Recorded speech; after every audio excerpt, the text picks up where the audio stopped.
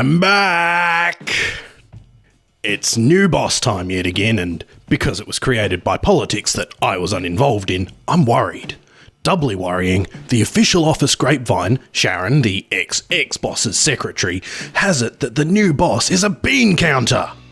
A new boss is bad enough, as they all want to distinguish themselves by rearranging the department hierarchy to transform it from a stunted money soak into a glittering and applauded service division. But a Beancounter is bound to be much worse. Beancounters have a reputation for reshuffles that are worse than a half-blind, epileptic poker player in a disco.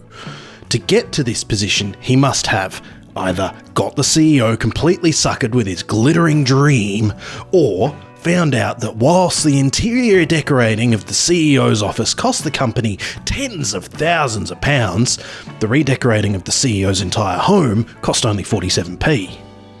Amazing what you find out when you throw a passive fax receiver across the CEO's personal fax line. It's 9:15 on a Monday morning, and the entire department waits with bated breath for the arrival of Jerry, the new Commander-in-Chief. He emerges from the rear stairwell, catching half the department lift-gazing, quite the change from the normal clock-watching. Straight away he calls a meeting to discuss his departmental economising. None of the staff really care. They've been moved around so much in the last couple of years that the walls are on wheels and the room directory is a blackboard. Not even X500 can keep up. The meeting trundles along with the usual nightmarish staff regroupings, PC support with the telephone operators, Unix operators with the tea lady, and so on. Groups are renamed knowledge units, so everyone gets a warm feeling from the reshuffle shafting they just got. The meeting takes a turn for the worse as the bifocals of death come to rest upon me. Simon, as network engineer, you will be invaluable in your position on the help desk. Your cooperation will ensure network fault resolution times drop dramatically. I don't think I need to mention that the chances of me accepting a position on the help desk are so slim that it would make an anorexic Ethiopian on a hunger strike look like Porky Pig.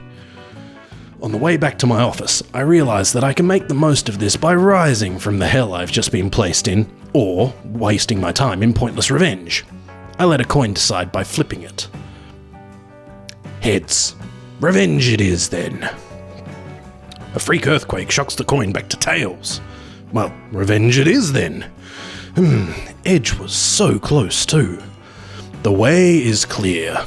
Jerry has obviously spent a weekend formulating this and will shortly fire a salvo of memos both around the department and up to the execs. I dust off my router text change software, a simple piece of code that simply watches packets go by and occasionally introduces a spelling mistake or adds a zero to the end of a figure. Make a few little modifications and upload it to the network hardware. To be on the safe side, I upload the duplicator code as well. Scant minutes later, my workstation beeps as email from the boss comes in. A memo confirming the decisions made at the meeting, if I'm not mistaken. Never am, never was, and never will be. I don't need to open the message to know that the to line has been written with an inventive expletive sequence.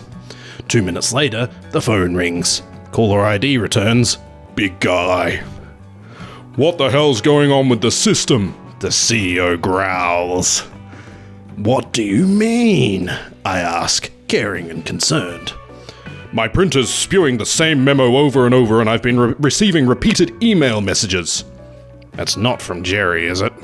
Yes, why? Oh, he's probably been playing around with his printer and mail client settings again. I'll sort it out post-haste. The CEO hangs up, and I drop the router out, so solving the problem. Round 1 to me, I think. I would ring the boss, but he appears to be talking to the CEO about something quite pressing at the moment. Perhaps later. To be continued.